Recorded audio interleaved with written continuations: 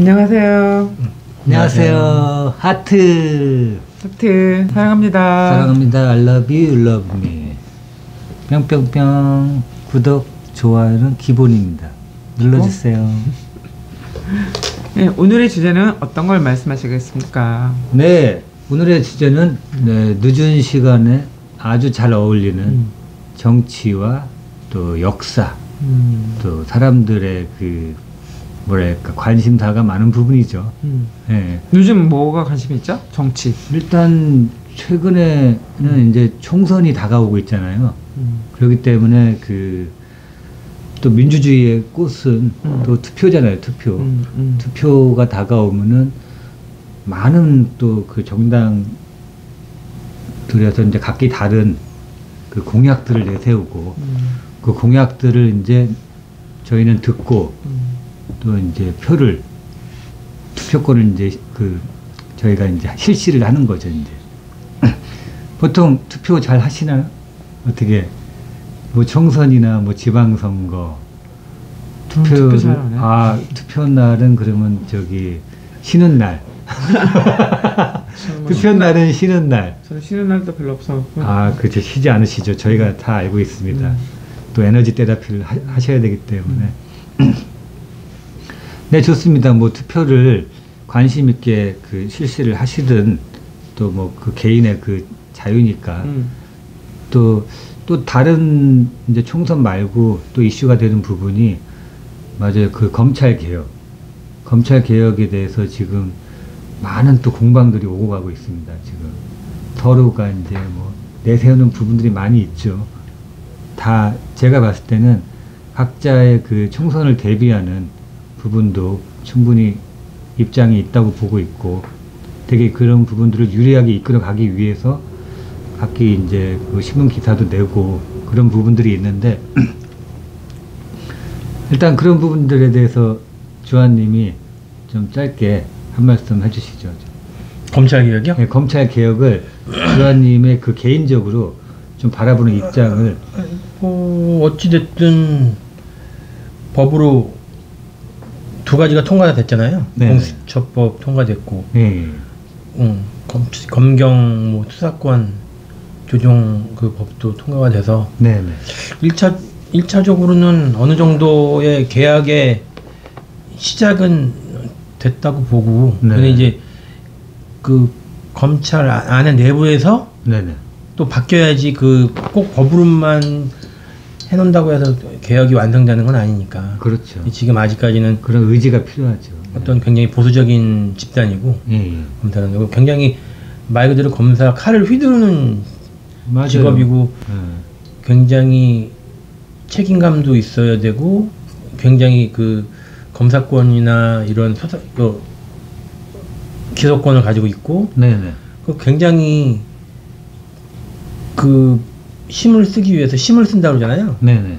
그거에 굉장히 조심해야 되는데, 네. 이게 자기 무슨 공적인 힘인데 사적인 힘처럼 그 조직을 위해서 쓰는 것처럼 보이는 게 있었기 때문에. 예. 근데 그 검찰 조직이라는 게 견제받지 않으면은 무조건 부패한다는 그렇죠. 얘기처럼. 맞아요. 저는 감찰이 이번에 필요하죠. 이번에 이 법 두 가지 통과된 거는 굉장히 네. 좋게 보고 있습니다. 저는. 그래요? 어떤 이제 혹자들은 지금 뭐 대통령 권한을 너무 강화시키고, 네. 뭐 그런 걸 그렇기 때문에 악법이다. 뭐 이렇게 말하는 분도 있고, 뭐 다 일리가 있는 거겠지만, 저는 맞아요. 개인적으로 그런 관점으로 바라볼 수도 있겠네요. 또 어떤 사람들은. 근데 이제 견제받지 않았던 거 진짜 60몇 년이라고 뭐 하던데, 네. 그때는 이제 검찰에 힘을 실어줄 수밖에 없는 시대였기 때문에. 네네네. 예, 기소권 독점을 하고 했던 거고. 네네. 지금 시대에 굉장히 맞진 않았는데, 사실은 예전에 바뀌었어야 된다고 생각을 해요. 근데 이 검찰의 권력이라는 게, 네. 힘이라는 게 무소불위라고 할 정도로 셌기 때문에. 네, 맞아요.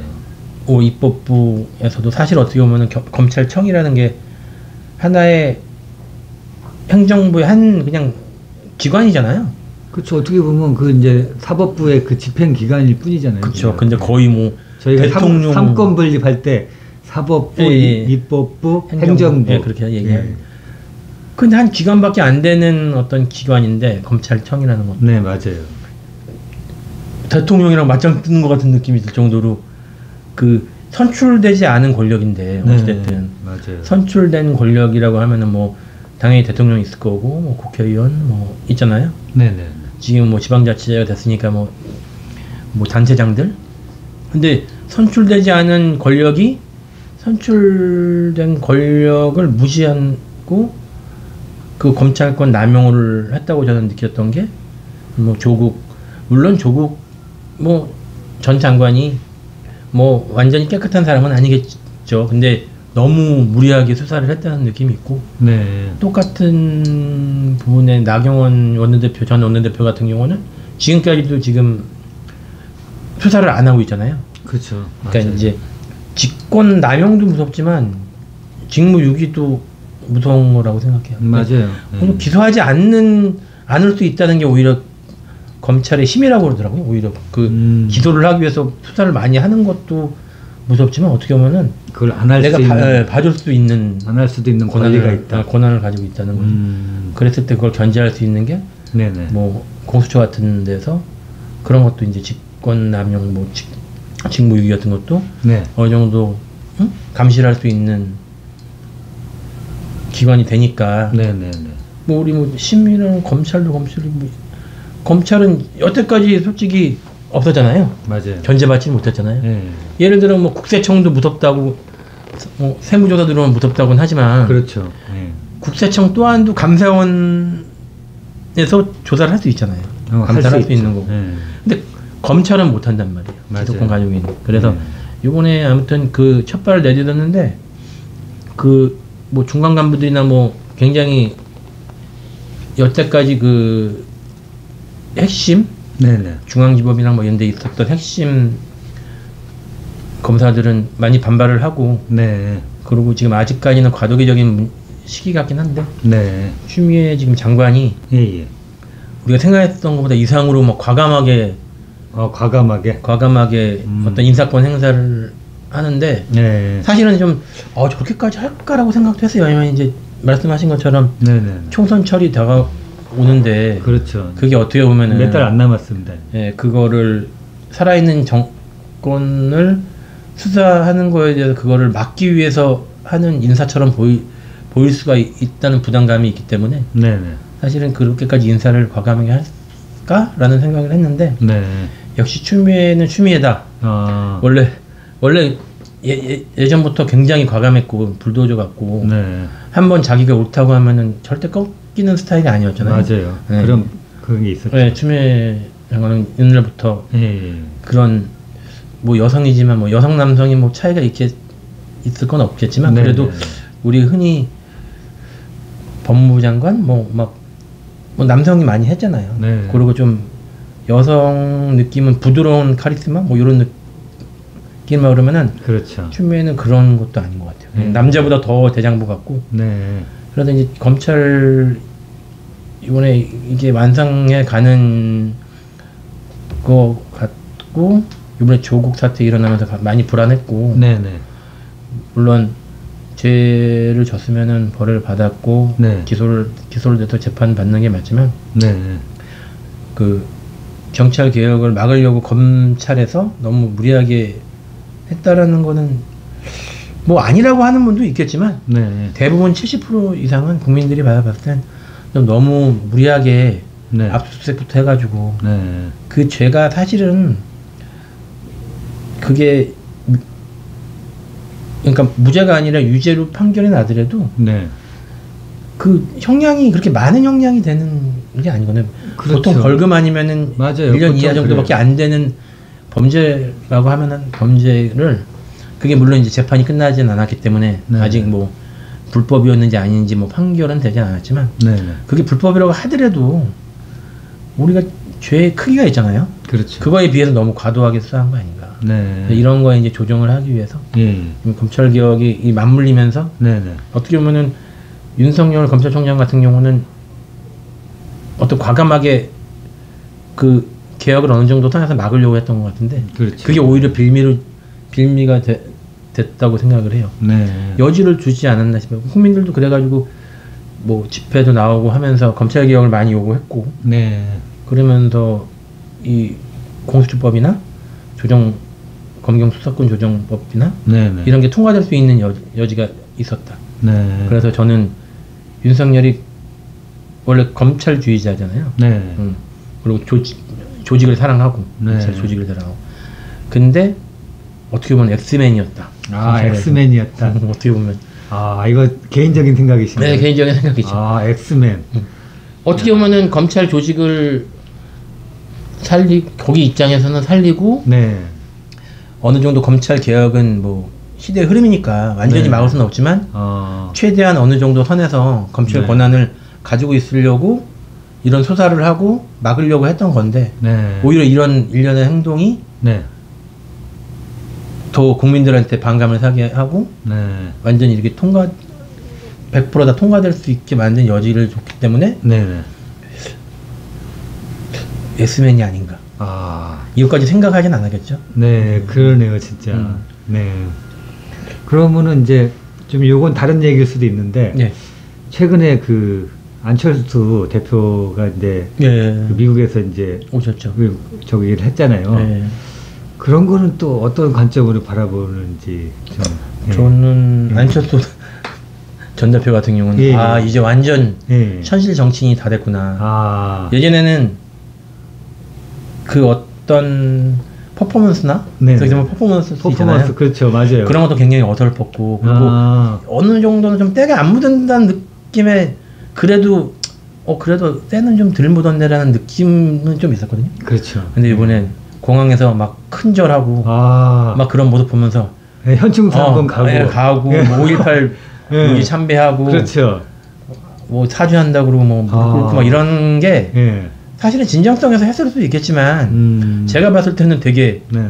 너무 낡은 정치인들이 하는 퍼포먼스처럼 보였어요. 그렇게 해야 되나 보지 뭐. 그게 너무 신선 그리고 예전부터 새정치를 많이 외쳤고 그렇죠, 새정치. 네, 중도를 많이 찾고 맞아요. 했는데 실질적으로 새정치의 느낌을 이제 못 받는 것 같아요. 그나마 그런 느낌은 있었는데 네네. 이제 그것마저 없다. 느낌에. 그래서 조금 그리고 호남 베이스로 했는데 그렇죠, 호남 베이스로 국민의당을 창당을 해서 생각보다 엄청 많은 의원들을 배출을 했잖아요. 맞아요. 특히 지역구에서도 제가 알기로는 한 3-4석 빼놓고는 국민의당이 다 차지했던 걸로 알고 그 다음에 비례대표도 많이 나왔단 말이에요. 그렇죠, 비례대표도. 그때 어떤 문재인에 대한 반감, 문재인 대통령에 대한 반감이 호남에서 그때 당시에 좀 있었다. 그렇죠. 있었고 맞아요. 거기에 맞물려서 잘 했지만 이번 총선에서는 전혀 먹히지 않을 뭐 다 느끼시겠지만 그럴 것 같고 어디에 베이스를 두고 할지 과연 안철수의 역할은 끝인가 또 저는 예측하기에는 좀 다시 새정치를 주치를 들고 나와서 센세이션 봄을 일으키는 거는 이제 힘들다. 거의 가능성이 없다라고 보는데 모르죠. 저는 뭐 제가 이거에 뭐 완전 전문가고 그런 건 아니기 때문에 제가 예상하기로는 찻잔 속의 태풍으로 끝날 것이다라는 생각이 들어요. 네. 그게 이제 저기 전문 용어로 이제 뭐 원내 교섭 단체. 그걸 이제 만드느냐 못 만드느냐. 20석이 되면 원내 교섭 단체가 되잖아요. 그렇죠. 그러려면은 이제 단끼리 교섭 단체끼리 협의도 할 수 있고. 맞아요. 19석과 20석은 하늘과 땅 차이잖아요. 하늘과 땅 차이죠. 교섭 단체가 되느냐 안 되느냐. 그렇죠. 그 기준선이 너무 근데 20석은 말도 안 돼. 20석은. 오히려 정의당이 가능성이 좀 더 있다는데. 정의당이요? 근데 정의당도 힘들죠. 사실 힘들죠. 저는 한 12석, 13석? 많으면 15석 정도 제 예상은. 정의당이요? 근데 안철수가 신당을 만들고 아니면 지금 있는 뭐 바른정당이죠? 바른정당이요? 바른미래당?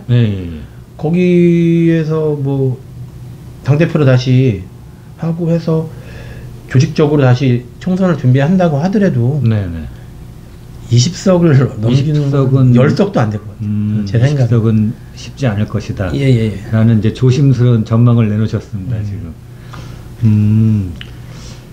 그러면은 좀 뭐랄까 또 여야의 싸움이 또 이제 그런 전망은 또 자유한국당과 또 민주당의 또 전망은 또 조심스럽게 한번 또 전망을 내놓으시죠. 제가 약간 진보 성향이다 보니까 약간 그쪽으로 많이 말을 하게 되긴 하는데 괜찮습니다. 어차피 뭐 저야 제 개인적인 얘기를 하는 거죠. 그렇죠. 어차피 다 여기 개인적인 내용을 하는 겁니다. 어차피 그지. 자기 생각인데. 자기 생각을 얘기하는 겁니다.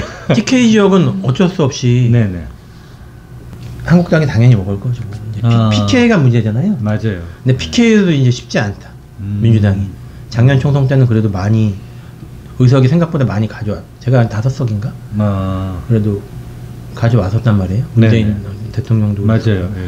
근데 거의 PK에서 결정이 나지 않을까 싶어요.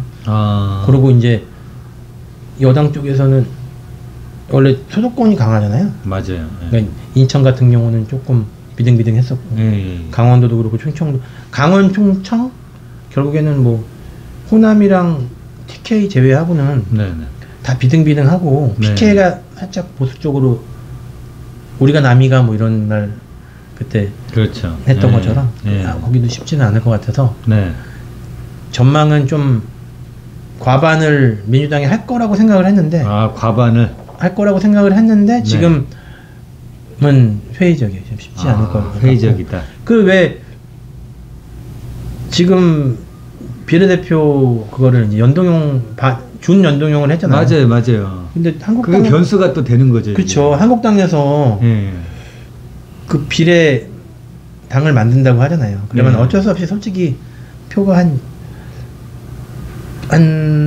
최소한 8석 정도는 이득을 볼 거라고 생각을 해요. 그게 말이 8석이지 크잖아요. 그죠. 어느 웬만한 당에서도 10석 만들기가 힘든데. 그럼요. 뭐 어떻게 보면 꼼수인데.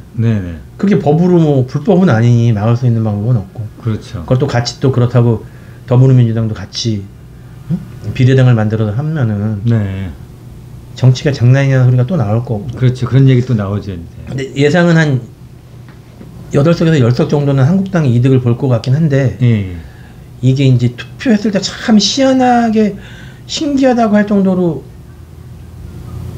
결과들이 정말 신기하게 나오는 경우가 많이 있어서 투표해봤을 때 어쩌면은 이득을 전혀 못 볼 수도 있다라고도 생각을 해요.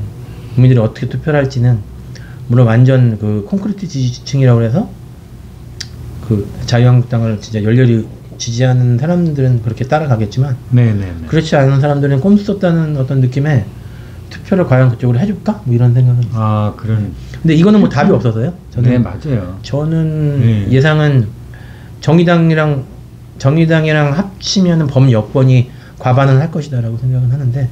그래요? 민주당 단독으로 과반은 솔직히 이제는 좀 힘들 것 같아요. 전에만 해도 가능하다고 생각을 했어요.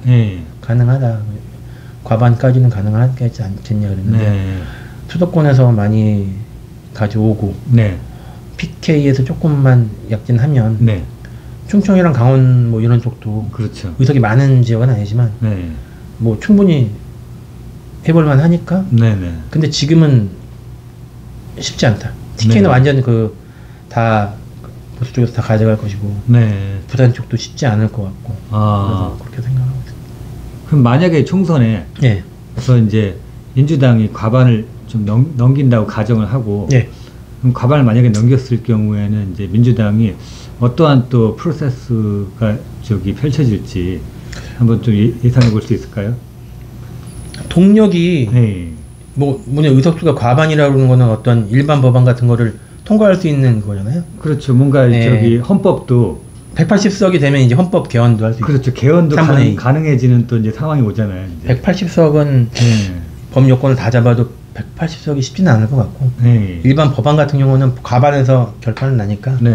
국정 운영이 아무래도 어떤 중간에서 하는 이거는 여기서 이제 총선에서 많이 실패를 하게 되면은 그 네임덕으로 바로 올 수 있죠. 네임덕이 바로 올 수 있기 때문에 의석수가 물론 중요하지만 그 의석수의 의미는 대통령 지지율과도 직결되고 그렇죠. 내임덕이 빨리 오냐 안 오냐 또 대선이 얼마 그렇죠. 안 남았습니다. 바로 대선도 같이 갈 수 있는 거기 때문에 그렇죠. 예. 그리고 국정농단 사건으로 3번째 선거잖아요. 네네. 네, 대통령 선거, 지방선거, 예. 마지막 총선인데 맞아요. 이 마지막 3대 이 선거 중에 마지막을 완성하는 총선이기 때문에 네네. 굉장히 긴장을 늦추지 말아야 된다. 국정 운영이 잘 돌아가려면 네네. 총선 굉장히 중요한 것 같아요. 아 예. 지금 뭐 근데 자유한국당도 좋은 뭐 PK에서 조금 요즘에 지지율이 많이 올라가고 하니까 그렇죠. 보호된 것도 있겠지만 네. 사실 거기도 지금 좋은 상태는 아니죠. 맞아요. 거기도 지금 뭐 말이 많습니다 지금. 말실수도 많이 하고. 예, 맞아요. 황교안 대표 같은 경우는 험지에 가겠다. 맞아요. 근데 이제 제가 예. 제가 느끼기에는 당선 가능한 험지를 찾는 것 같아요. 그런 험지라고 그러면 당선이 거의 힘든 데를 가야 되는데 지금 발표를 못 하는 게 예. 그 여의도 연구원이라고 있잖아요. 예. 자유한국당은 그 맞아요. 싱크탱크가 있는데 예. 거기서 자체 그걸 많이 하잖아요. 그렇죠. 설문조사를 예. 마음에 뭐 돌리잖아요. 네. 아직 발표를 못 하는 거는 여러 군데를 놓았을 것 같아요. 맞아요. 그런 것 같아요. 근데 수도권 안에서 당선 가능성 있는 데가 찾기가 어려운 거죠. 그렇죠. 그렇다고 해서 자기가 수도권에 험지에 가겠다고 해놓고 강남구에 갈 수는 없잖아요. 그거는 안 되죠. 그러니까 거기는 뭐 강남구 서초 이런 데 가면 텃밭인데 원래가. 그러면은 그 당선 되고도 그 사람 입지는 한 대표 입지는 더 떨어질 수 있는 거지. 굳이 오히려 험지에 가서 아슬아슬하게 떨어지는 게 입지가 더 맞아요. 정치적으로 그지. 맞아요. 네. 말은 험지 어떻게 해놓은 다음에 강남구나 서초구 가가지고 등판해서 그렇죠. 된다고 한들 강남 서초 송파 가면 안 되죠. 그러면. 발표하는 순간에 엄청 욕먹겠죠. 그렇죠. 맞아요. 그래서 되게 고민이 많으신 것 같아요. 네. 그러니까 당선 가능한 험지를 찾느라고 굉장히 고생하시고 계신다. 네. 네. 아. 이번에 저기 국무총리 이낙연 국무총리가 먼저 발표했잖아요. 맞아요. 난 종로에 출마하겠다. 예. 덤빌 테면 덤벼라. 맞아요. 그러니까 이제 여기서 어떻게 반응을 하느냐. 예. 근데 저는 종로 출마 안 한다고 봐요. 아 그래요? 거기서 지면은 그것도 지는 이유가 것도 뭘까요? 예. 뭐 짧은 정치 생명이지만 끝나는 거죠. 네. 지금 얘기했잖아. 어차피 대통령 하려고 지금 그러는 거잖아요. 대권 행보잖아요. 맞아요. 누굴 지지하세요? 누가 될 것 같아요? 지금 아직까지는 잠룡들이 아니, 잠룡. 본인- 왜 잠룡이라는 전문 용어가 나왔습니다. 지금 잠룡. 가라앉아 있는 지금은 이낙연밖에 없고 많이 지금 상처를 김경수 지사도 많이 상처를 입었고 내상을 입었고 네네네.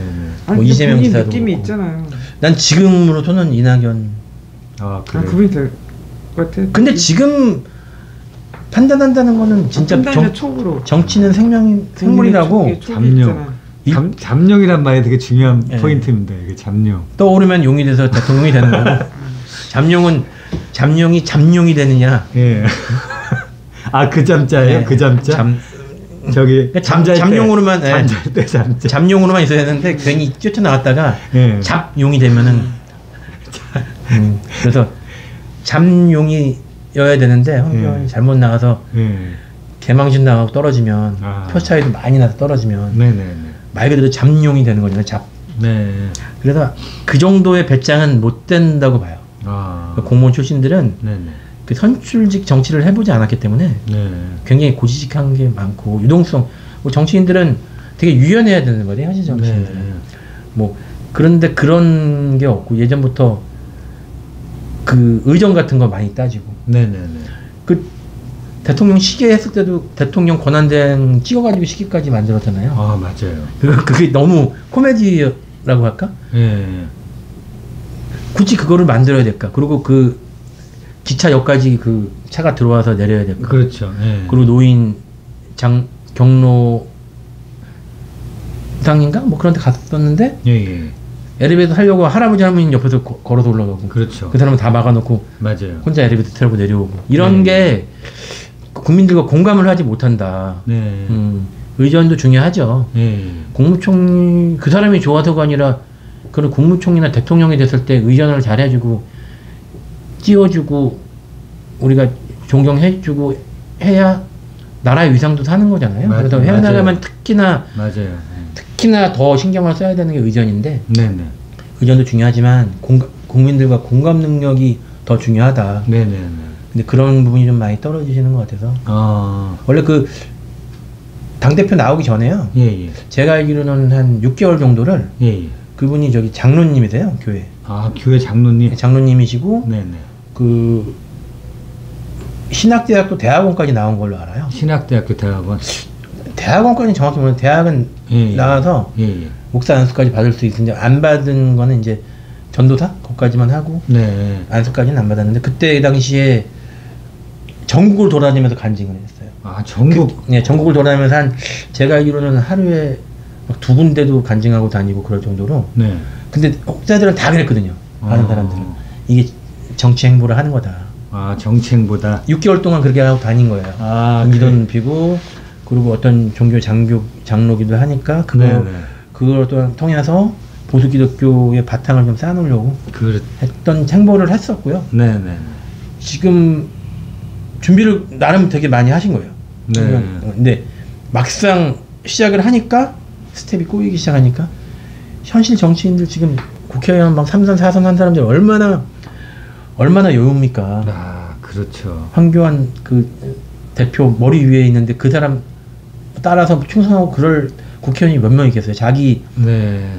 국회의원 배지 날아갈 것 같으면 바로 배신하겠죠. 맞습니다. 근데 지금 황교안 대표가 대표로 오고 난 다음에 당 지지율이 변동이 없습니다. 오히려 떨어졌지. 네네네. 그렇다고 해서 뭐 나간 것도 아니고 뭐 근데 그런 게 없으면 지금 되게 불안한 거예요. 그래서 당대표 자리를 아마 내려놓을 것 같고요. 네. 그래서 뭐 그게 그 사람이 살 길이라는 걸 본인이 알겠죠. 아니 좀 알겠죠. 어차피 대선 후보의 행보를 하려면 당대표 자리는 어느 정도 자기 해놓고 내려놓는 모습도 보여줘야 나중에 크게 살 거다.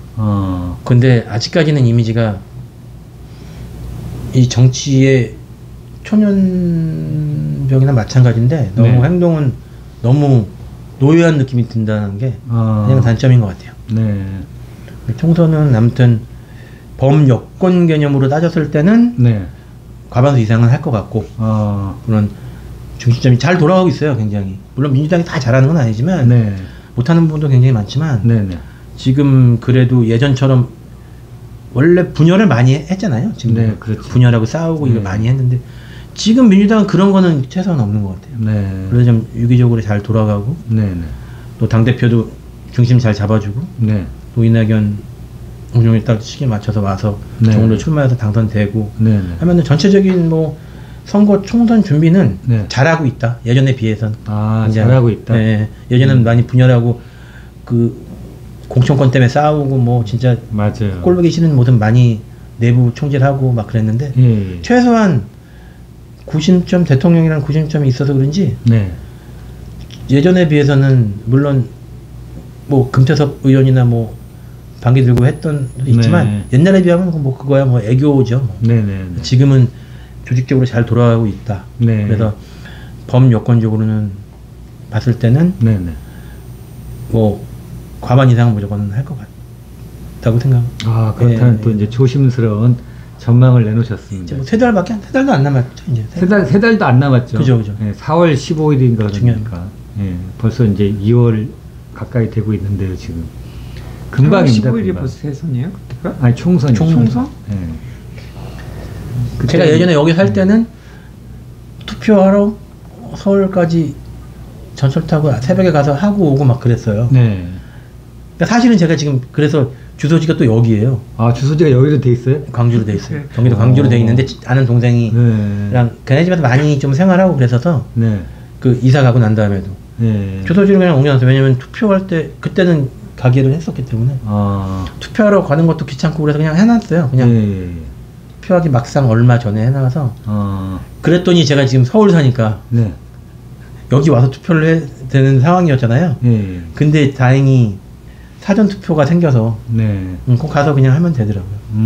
그래서 그 투표를 해서 내가 찍었던 사람이 됐을 때 그건 되게 기쁜데 아주 예전에 박근혜 대통령 저는 그때 문재인 대통령 찍었었는데 박근혜 대통령이 된 거예요. 그날. 그러니까 30분 동안 차에 앉아가지고 30분 동안 멍하니 있었습니다.